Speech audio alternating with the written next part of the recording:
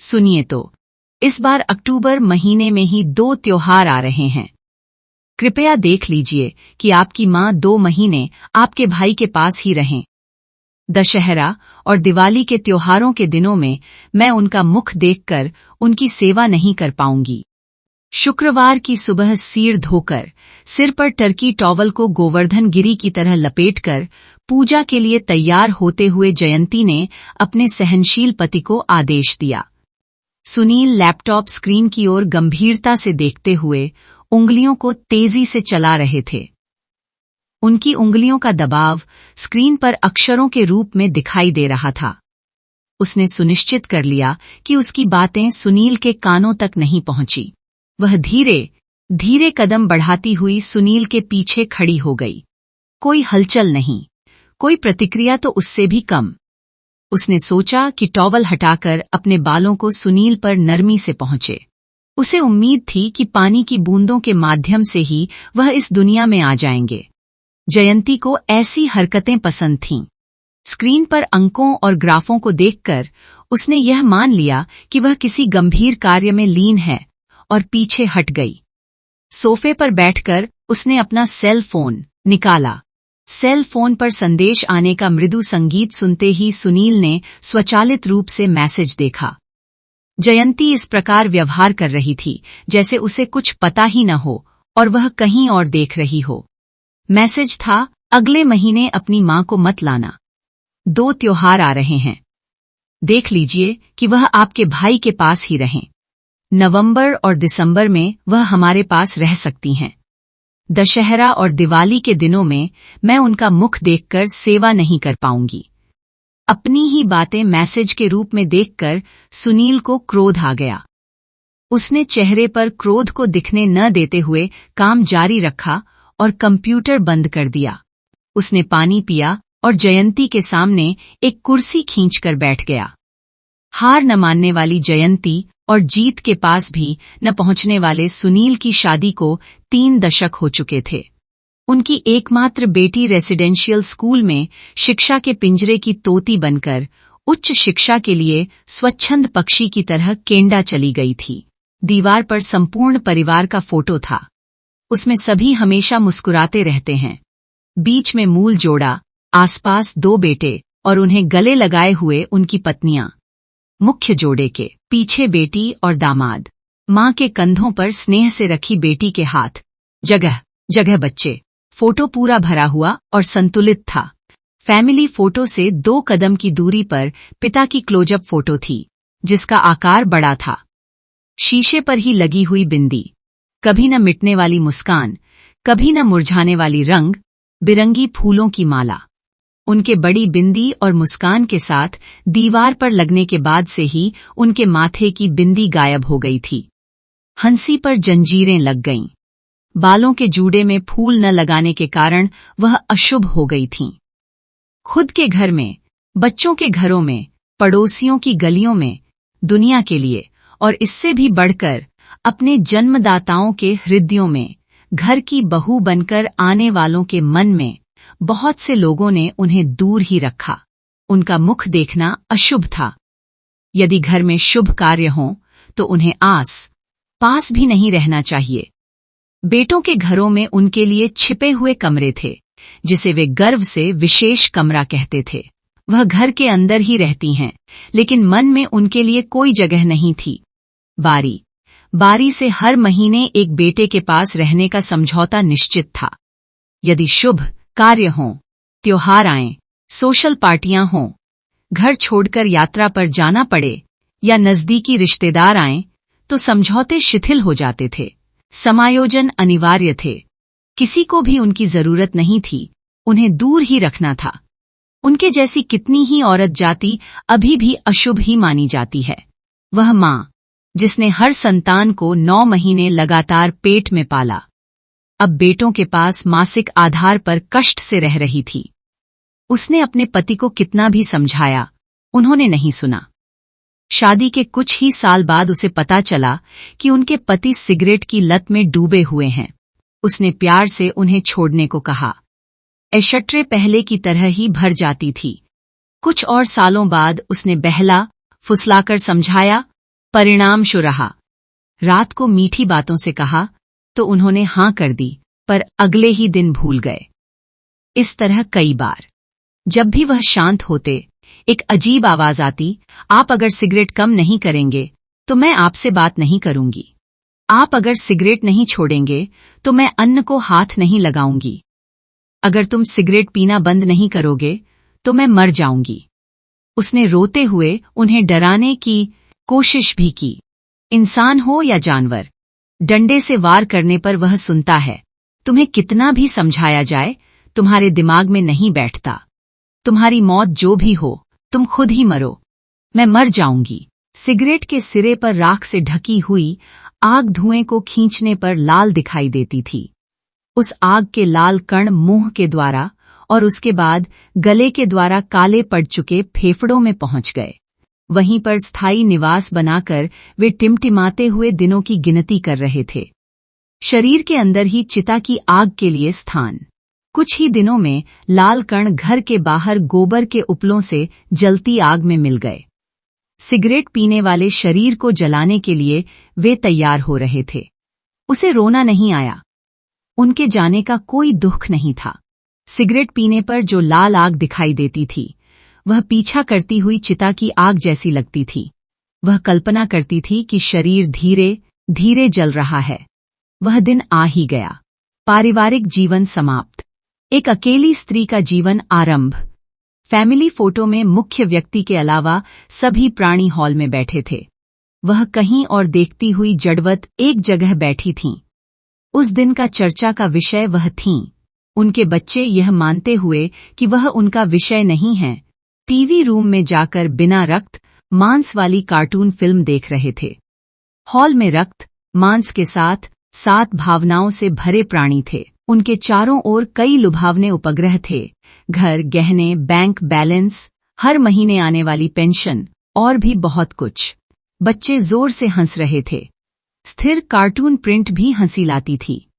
Screen पर चलते फिरते कार्टून घर की जिम्मेदारियां न जानने वाले बच्चों को और भी ज्यादा पसंद थे। बड़े लोग गंभीर थे। वह बस सुनती जा रही थीं। बच्चे अपने भविष्य का फैसला कर रहे थे। जीवन काल को टुकड़ों में बांटकर मासिक आधार पर विभाजित करने का विचार आकार ले रहा था। जब बातचीत के शब्द दरवाजे रहित कानों में प्रवेश कर रहे थे, उन्हें अपने बच्चों के प्रति अत्यधिक घृणा हुई। उन्हें यह संदेह भी हुआ कि क्या ये मुझे ही पैदा हुए हैं। बिना तराजू के ही बंटवारा हो गया। उन्हें शारीरिक रूप से टुकड़ों में नहीं बांटा गया, लेकिन उनके भविष्य के समय को महीनों तक सीमित करके स्थान परिवर्तन की योजना बनाई गई थी। एक महीना बड़े बेटे के पास, एक महीना छोटे बेटे के पास। मासिक अवधि का पालन करना था। एक दिन भी इधर उधर नहीं होना चाहिए। जिसके पास वह रहती, पेंशन उसी को। जब उन्हें मन करे, बेटी के पास भेज देना था। महीना पूरा होते ही आकर ले जाना किसी के लिए संभव नहीं था। उसने सुनकर मन ही मन में हंस दिया। उसने महसूस किया कि उसकी नियति माथे पर नहीं, बल्कि बच्चों के हाथों में है। जब बच्चे पेट में थे, वह उन मधुर पलों को खुशी खुशी अपने पति, सास और मां के साथ बांटती थी कि वह हलचल कर रहा है। वे दौड़कर आते, पेट पर हाथ रखकर उन छोटी हलचलों को स्नेह से महसूस करते थे।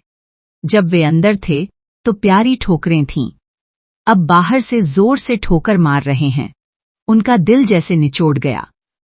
वह अपने बच्चों द्वारा निर्धारित मासिक प्रवास का कैलेंडर बन गई थीं। सूर्य और चंद्रमा के उदय में अंतर हो सकता है, लेकिन एक दिन भी इधर उधर नहीं होगा। हर महीने के आखिरी दिन वह घर बदलती। दोनों घरों के बीच दूरी 300 किलोमीटर थी। बदलाव के लिए कभी कभी छोटा पड़ाव बेटी के पास।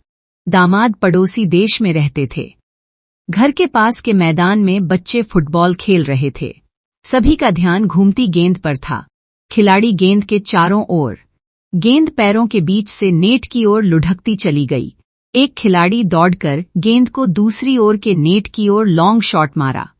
हवा में तैरती हुई गेंद दूसरी ओर गई। वहां मौजूद एक चालाक खिलाड़ी ने गेंद को रोका और उतनी ही तेजी से उस ओर किक मारी जिस ओर से वह आई थी। गेंद उधर से इधर, इधर से उधर, वह उधर से इधर, इधर से उधर। साल बीत गए। जरूरतों के हिसाब से कुछ बदलाव हुए। अगर एक बेटे के पास लगातार 2 महीने रहती तो अगले 2 महीने दूसरे के पास।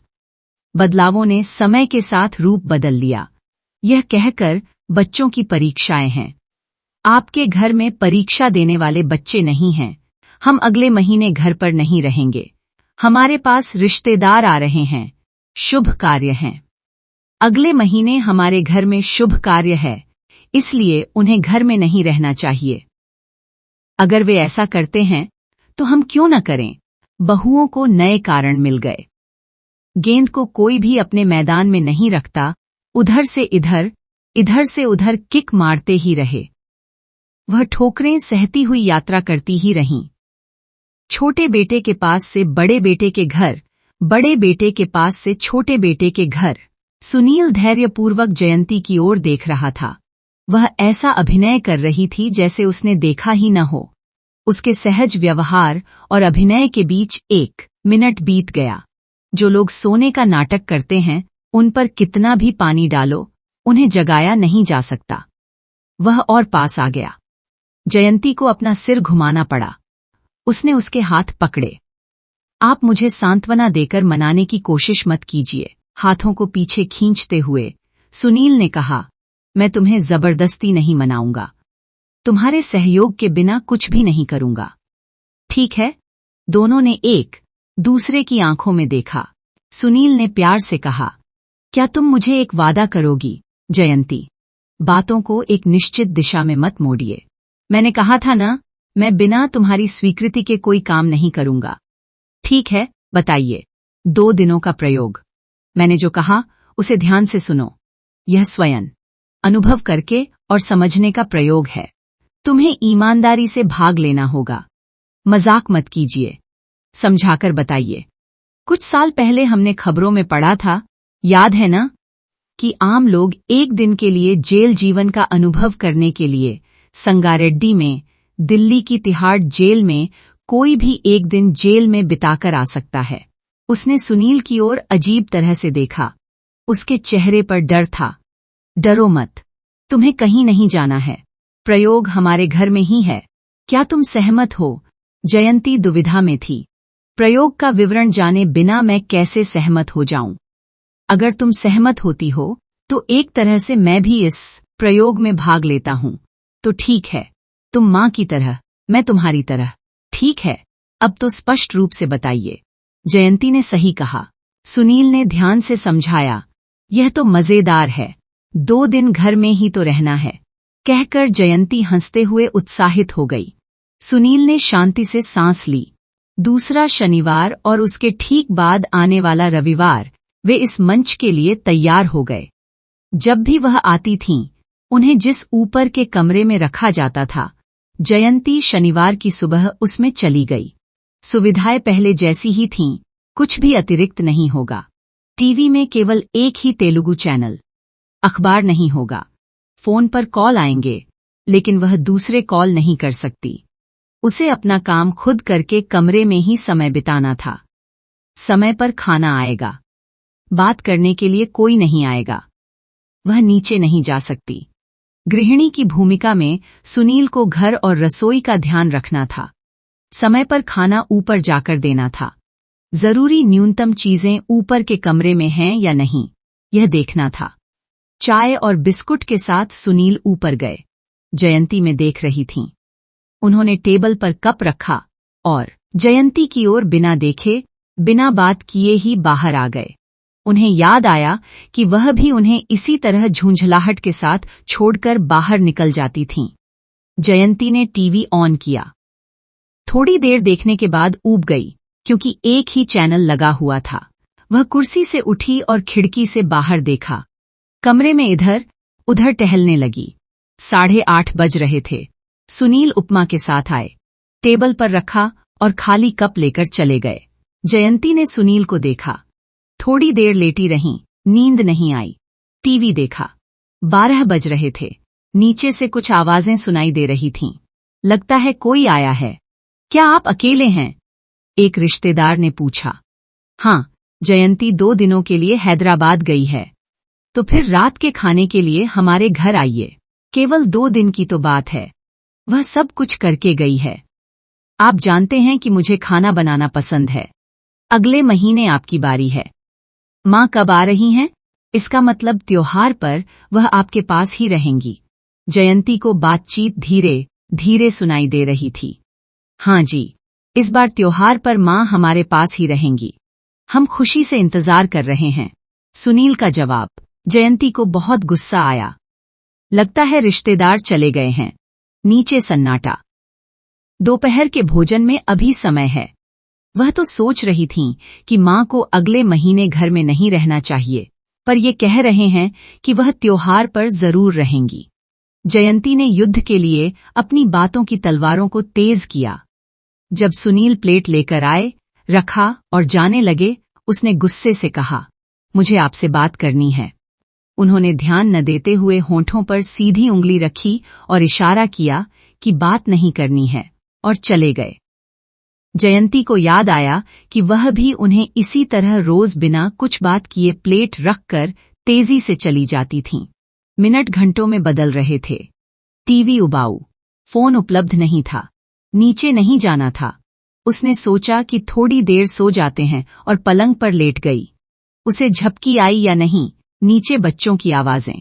पड़ोस की बच्ची अपने जन्मदिन के केक के टुकड़ों के साथ आई थी।